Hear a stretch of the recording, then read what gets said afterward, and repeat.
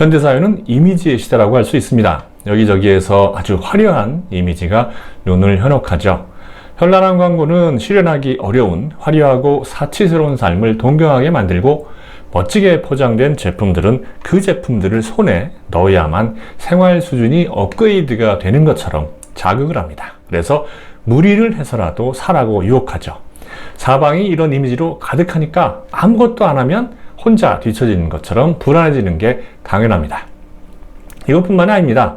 스마트폰이 일상을 지배하면서 내 삶은 나만의 것만이 아니게 됐습니다. 인스타그램이나 또 페이스북을 비롯한 SNS에는 도대체 어떻게 저런 생활을 하는지 의아할 정도의 멋진 삶을 즐기는 사람들이 허다한데요. 곰곰이 생각해보면 정말 이상한 일입니다. 제 주변에는 장사나 사업이 안 돼서 힘들어 죽겠다, 버티는 게 이기는 거라고 하는 사람들이 더 많거든요. 그마저도 안 되어서 장사나 사업을 접는 사람들도 많은데, SNS 속 사람들은 도대체 무슨 일을 하길래 그런 생활을 할 수 있는 걸까요? 이처럼 매일 내면을 자극하는 이미지를 보노라면 정신세계가 온전하게 남아나기 힘듭니다. 남들은 다 가진 명품들, 또 남들은 다 가본 핫플레이스, 남들은 다 다녀온 해외여행 후기를 보면 인생이 참 초라해 보이고 우울해지기 쉽죠. 그런데요, 잘 생각하셔야 합니다. 핫플레이스를 가서 인증사진을 찍고 명품을 걸쳐야 성공한 인생일까요? 매일 집 앞 공원에 가도 스스로 만족한다면 그걸로 충분합니다. 남이 과시하는 허상이나 이미지를 부러워하는 삶은 집중해야 할 본인의 인생을 방치하는 결과를 낳습니다. 수준 높은 생활을 감당할 정도의 돈을 벌지 않는 한 그 결과는 고스란히 카드빚으로 돌아올 가능성이 높죠. 광고나 SNS에서 노골적으로 음식이나 액세서리나 자동차 혹은 명품을 누리라고 제안하는 사람들의 진짜 의도를 잘 생각해야 합니다. 사실 진짜 부자들은 과시적인 소비를 굳이 하려 하지 않습니다. 그들은 해당 분야 산업의 이익을 대변하면서 떡고물을 챙기거나 또 다른 사람을 속여서 이속을 챙기려는 이들이죠. 뒤로는 이익을 나누면서 공생하는 그들만의 리그를 이해하지 못하고 따라가다가는 겉만 화려한 삶 속에서 피해를 입을 수밖에 없습니다. 삶의 장기적인 전망, 의미, 행복을 위한 가치는 내 인생을 충실하게 가꾸기 위해서 꼭 필요합니다. 그런데 요즘 사람들은 이런 걸 잘 고려하지 않으려고 하는 것 같아요. 왜일까요? 눈에 안 보이니까요. 생각하려면 머리가 아프거든요. 생각한들 쉽게 답이 안 나오기도 합니다. 학교 시험처럼 하나 딱딱 찍어서 해결하면 좋겠는데 말이죠. 그게 안 되니까 해야 하는 일인 줄 알면서도 차일, 피일 미룹니다. 정작 내 인생에 전혀 도움이 안 되는 외제차나 명품 핫플레이스 소식에만 열광하게 되는 거죠. 그렇게 한들 그 이미지를 전달하는 이들의 배만 불릴 뿐이고 자신은 점점 더 가난해지고 피폐해진다는 사실을 모릅니다.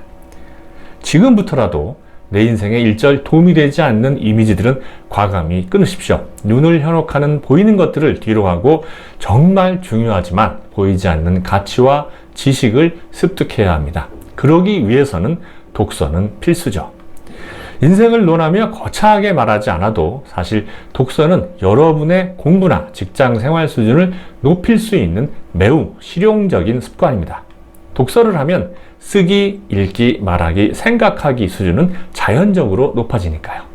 혹시 중고등학교 자녀의 학업 성적이 시원치 않다면 텍스트 독해 능력과 속도를 검증해 볼 필요가 있습니다. 요새 시험은 짧은 시간에 많은 지문을 읽고 의미를 해석해야 하는데 독서를 하지 않으면 사실 이게 잘 안 됩니다. 이런 능력은 단기간에 기를 수도 없거니와 졸업 후에 회사에 취직을 하게 되면 회의나 문서 작성, 보고 시에 반드시 필요하다는 사실을 절감하게 됩니다.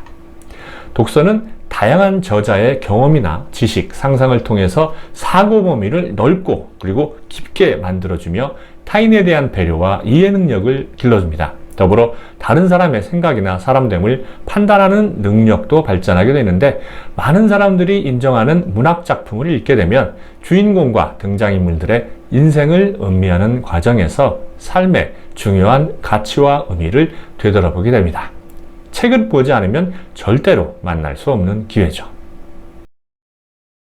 우리 삶은 100m 달리기가 아니라 마라톤이라고 합니다. 따라서 삶을 장기적으로 보는 안목을 길러야 합니다. 살아가면서 지향하는 가치들, 예를 들어서 성공이나 사랑, 자녀 교육, 행복과 같은 것들은 원하는 것처럼 단번에 이루어지지 않으니까요.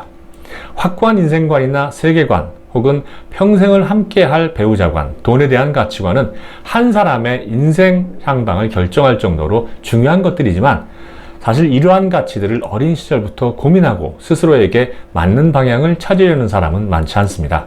부모나 선배들, 친척들 역시 본인들의 경험에 의한 조언을 하기 마련이죠. 그래서 자신에게 특화된 길을 가기보다는 우연에 기대거나 한방에 의한 인생 역전을 선호하거나 나중에 후회하는 인생을 보내는 경우가 많죠.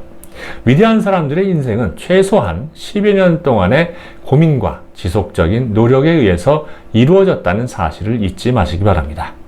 광고인 박웅현 씨나 영화평론가 이동진 씨의 책을 읽어보면 왜 우리가 독서에 힘써야 하는지 그 이유를 명확하게 알 수 있습니다. 박웅현 씨의 광고가 왜 많은 사람들에게 공감을 주었는지, 수많은 영화평론가 중에서도 왜 이동진 씨의 평론을 사람들이 좋아하는지 이유를 짐작할 수 있거든요. 그들의 오늘과 그들의 일에서 이룬 성과는 모두 독서가 만들어준 것이니까요.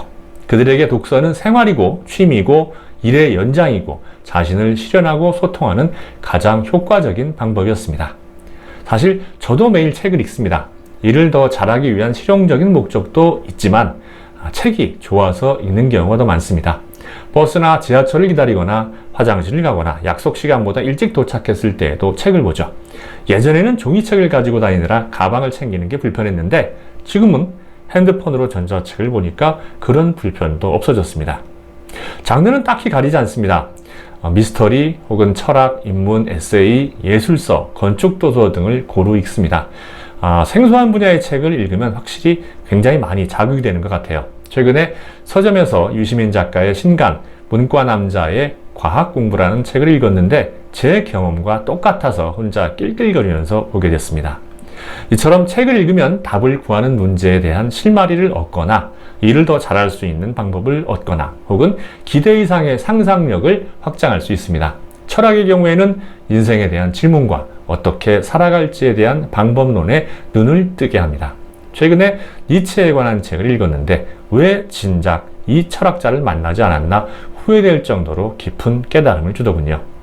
외부의 화려하고 반짝이는 유혹적인 이미지를 견뎌낼 수 있는 내면의 힘을 기르기 위해서는 독서만 한 게 없습니다. 첨단 AI가 등장하고 인간의 주의가 위태롭다고 경고하는 이 시대에도 우리를 지켜줄 것은 지극히 아날로그적인 활동인 독서임을 잊지 않았으면 좋겠습니다. 속는 셈 치고 이미지를 끊고 한번 독서를 해보십시오. 절대로 미치지 않을 거라 장담합니다.